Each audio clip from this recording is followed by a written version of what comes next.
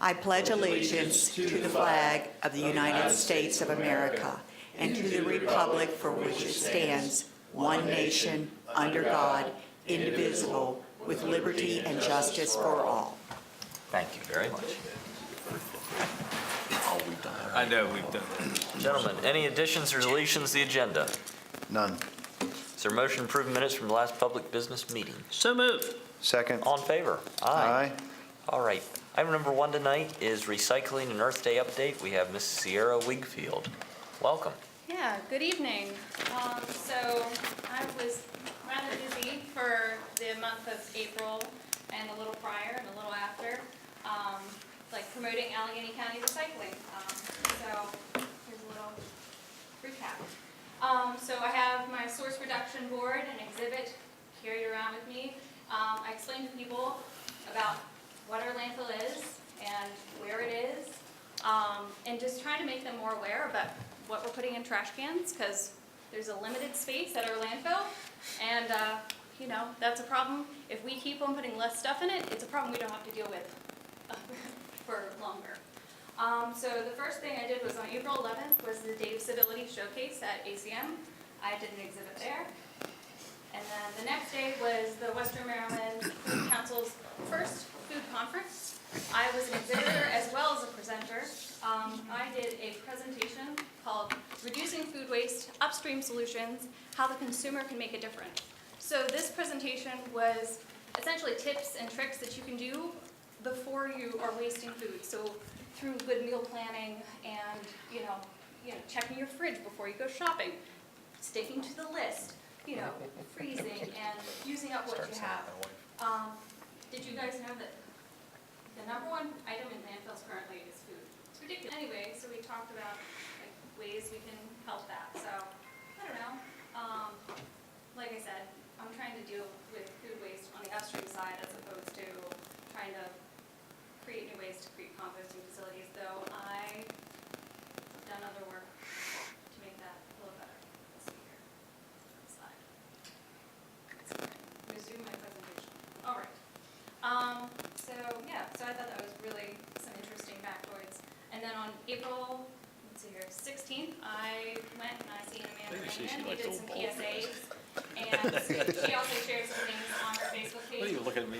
Mr. Rudd is perking up. Yeah. I was going to say, where do we go for this? Mr. Larry and myself and Mr. Rudd will be attending this. All right, great. So I'm trying to untrain the public to, we've always had like events for tires and events for electronics. That money has dried up, and so people have a tendency to hoard tires and electronics, and I'm trying to spread the word that you can get rid of them on an ongoing basis. So this is part of that campaign. I've gotten rid of tires every day since Amanda posted this on Facebook. Wow. Yes, so it's been quite impressive. I wish I would have kept better count of that, just been a little busy. Then also, we had an exhibit at Eat, Learn, Co-op up at Wholesome Harvest at City Place on the 23rd. I was also at Focus Frostburg for a couple presentations on the 22nd, just as a participant. Flintstone Elementary School had an Earth Day Fun Fair. I hung out that evening. Shared information on, reducing and reusing and recycling. As well as HRDC's Head Start came down to the recycling center. We recycled some items. I took them on a tour through Penmar to show them how our items get processed. That's always a really good time. And then on May 8th, Leadership Allegany, I did a presentation on source reduction for their environmental day, as well as helping them on the planning side of things to reduce their food waste, reduce their waste for the day. I think they actually got real silverware to use in the future for their lunches and stuff, and they composted their food waste at lunchtime when they went to Walnut Ridge Farm. So that was really exciting. So there's the display again. I guess a double slide. And then also this month we wrapped up our plastic film recycling challenge. Bel Air Elementary was our top recyclers. Their school recycled 10 pounds of plastic bags per student, over 2,000 pounds of bags. Like if you stuff a plastic bag full of bags, that's a pound. Like if you stuff it to the max. So that's a lot of plastic bags. We had a lot of great sponsors this year. Advanced Disposal, American Insurance, Berg Myers Hauling, the LaVale United LaVale United Methodist Church Ladies Association, Penmar, the Potomac Valley Lions, Standard Bank, and the landfill all contributed to the prizes for this year, which the schools get cash prizes to spend on environmental or green educational materials as they see fit. And here's the totals. The county collected 9,860 pounds of plastic bags in 6 months. This has been a really great campaign. It's taken to Penmar, they bale it, they market it to Penmar, to Trex in Winchester, they mix it with sawdust, and they turn it into Trex decking. So it's kind of a local product, because we're just taking it to Winchester. I did not know.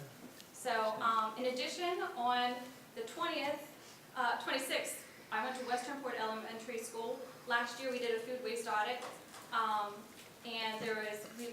then this year, they implemented a choice program, so the students could choose what items they put on their plate if they're not going to eat them, and we reduced the food waste by 40% at that school.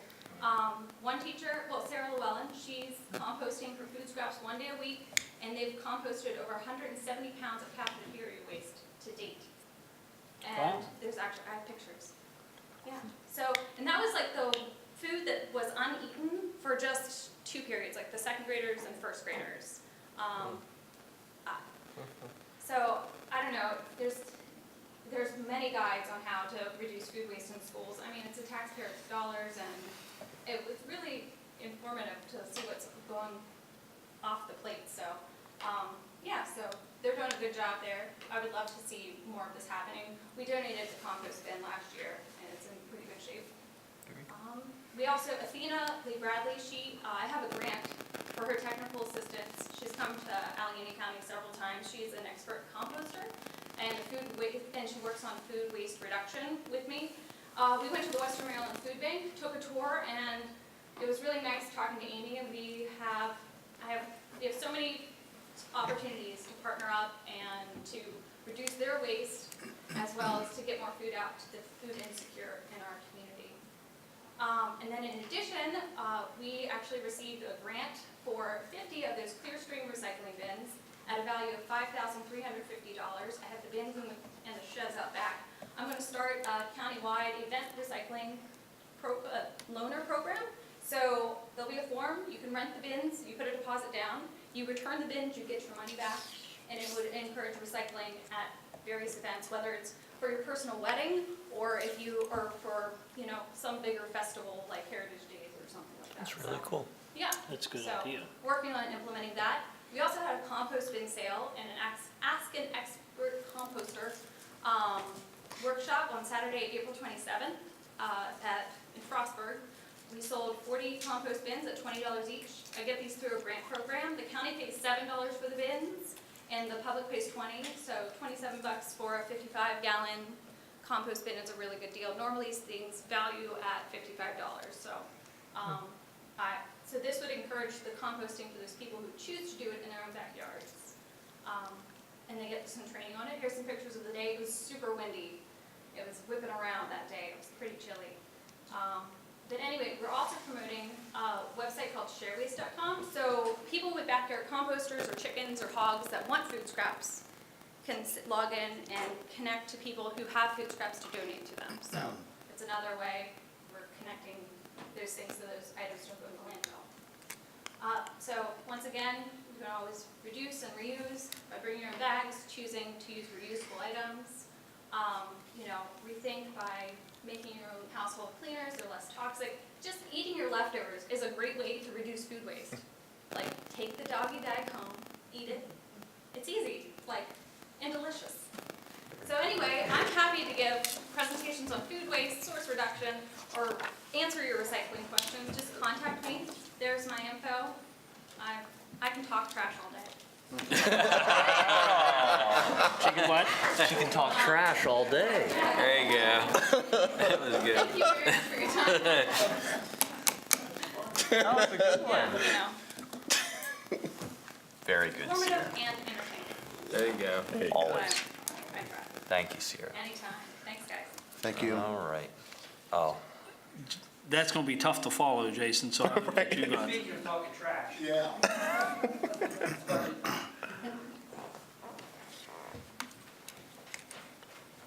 Item number 2 is our second preliminary budget hearing. Mr. Jason Bennett. Good evening, Commissioners. No real presentation or anything tonight, just simply a follow-up to last week's meeting. We presented a almost $8 million balanced budget, and tonight is simply for advertised public hearing for any comment on that budget. Great. Is there any public comment? Okay, hearing none. This is heading for passage on May the 30th, Correct. that meeting. I think it's important to understand that we're living within our means. The overall spending is about 1.6%, which is pretty flat from last year. So Jason, thank you for your work on that and your staff's work for getting all that together, and all the departments for finding those cuts there at the end. Absolutely. Yeah, we Great. pitched in. Okay. Gentlemen? Very good, sir. Okay. Moving on to our action agenda. Thank you, Jason. Speaking of informative and entertaining, You're 50%. these are the Appalachian Regional Commission fiscal 2020 priorities. Mr. David Nedved's here. Very good. I see my water. Thank you, Commissioners. As we do every year, we've sent out requests for possible projects for ARC funding. The request went out from the county to all the municipalities in the county and various organizations, FSU, ACM, and we had to do that by February 8th of this year. And then their preliminary project descriptions, which is what we use to evaluate them, and we send on to Tri-County Council. That all had to be in by April 5th of this year. And Tri-County Council combines 3 counties worth of PPDs and ranks them. And in order for them to do that by June 19th, they wanted us to have it submitted to them by May 17th, which if you look at the calendar, that's tomorrow. So that's why we're doing it tonight. If you Commissioners, the proposed priority list, we received 6 area development projects and 1 access road project. And the way the proposed ranking was for those projects was that Allegany County has a $400,000 request for the Locust Grove sewage improvements, basically helping toward the construction of that project. Then next was the city of Frostburg, which had they called it the Hillside Lift Connector, which was actually a very interesting project. It's basically an escalator to help get people from the depot up to Main Street, and they wanted $235,000 for that. The Allegany Museum was looking for basically air conditioning, collection preservation, but air conditioning to do big parts of the building. They have air conditioning in some parts, but not enough for the whole building. Fourth was the Board of Ed has programs, they want money for their active learning labs, and specifically in Bell, Cache Valley, and Mount Savage elementary schools. Number 5 was ACM. They wanted money for their allied health program training equipment. And number 6 was Bishop Walsh School, which was looking for money for their AP online textbooks. The access road projects, we had 1, and those particular projects, ARC blesses us with 100% funding. So the city of Frostburg is looking for $1 million for their gateway enhancement, Braddock Road. This would be the 3rd phase of that project. Commissioners, I come before you to ask for your approval for the priority list so that I can send this on to Tri-County Council tomorrow. Any questions or comments? Yeah, the access road, that comes out of a different funding Yes. source of the other project, Yes. right? Okay. I should have pointed that out, but Yeah. yes. Commissioners, I'd like to flip 3 and 4 with the active learning labs with the air conditioning. I agree. I'd like to second that. Okay. Commissioner, is So- that okay? Agreed. 3 and 4 flip. Yep, Okay. very good. Any That's a other small changes? request from the Board of Ed. Besides that, Looks good. Looks good. Okay. Okay, I will do that. So I'll make a motion, we approve our amended ARC priority list. Is there- Second. All in favor? Aye. All right. Thank you, Commissioner. Thanks, Dave. Okay. Item number 4 is a CDBG grants application submission for the Locust Grove Sewage Pumps Phase 1. Where's my cheat sheet? As we do every year, with, like we do for ARC funding, we go after community development block grant funding. And this year, we're going, as we try to do every year, we're going to apply for the maximum amount of $800,000, and this is going toward the Locust Grove Sewage Improvement Project. But one of the conditions of applying for that funding, just applying, is that we have to run a resolution through a public meeting. So at this point, what I've come before you to ask is that authorization on that resolution, so that that gives me permission to do the application. Very good. I'll make a motion that we do Resolution 19-8. Is there a second? Second? All in favor? Aye. Okay, Great. thank you, Commissioner. Thank you, Mr. Mayor. All right, moving to our consent agenda, Mr. Butler. Commissioners, good evening. We have one item on the consent agenda. It is a request for tax abatement, and of note, Commissioners, this is an abatement that represents properties that went to tax sale, received no bids, and therefore are being acquired by either the county or the town in which they are located. Is there any discussion? Is there a motion? So moved. Second. All in favor? Aye. All right. Great. Very easy. Mr. Rudd. I have nothing. Mr. Butler. I have nothing. Commissioner Caparelli. Nothing to add? Mr. Brody. I got two little things. First of all, happy birthday to my oldest granddaughter, which I am heading to her birthday party in 10 minutes. She is 6 years old. I thought you were talking about him. And happy birthday to Dave as always. But it's Happy also, birthday, Dave. it's kind of ironic. Today's my brother's birthday, and he's retired Sergeant Major out of the Marine Corps. And when my granddaughter was born, she was born in Jacksonville, North Carolina. My youngest son was in the Marine Corps when she was born. So, except he's 55 and she's 6, so A couple of years apart. a few years. All right. We don't have anyone signed up tonight. I will say they just released a new, I don't know who put it out, DHMH or the Opioid Task Force for the state of Maryland. And Allegany County, for the second year in a row, saw a decrease in the number of opioid deaths. And so I think that there's a big credit to go around for everyone involved in that. The sheriff, obviously, the health department, Western Maryland Health System, our police and first responders. But some of these numbers, 2016, there were 55, 2017, there were 36, 2018, there were 33. So over the same time period, the state has kept seeing increases, where Allegany County decreased by 36% and then another 9%. So those are encouraging signs. You know, we hear it getting worse and worse and worse, but if you look at some of the data, it seems like some of the things that people have been able to do here seem to be helping the problem. Very good. Well, thanks to Hope the that media continues. for that, also for getting them numbers out there, because I think this is another one of them things. The more people involved, the more progress we're going to make. Absolutely. Okay, with this, this was kind of a meeting that was stuck in here, not in our regular schedule to have the second budget hearing. So our next meeting will be Thursday, May 30th at 5 p.m. Thank you. Thank you.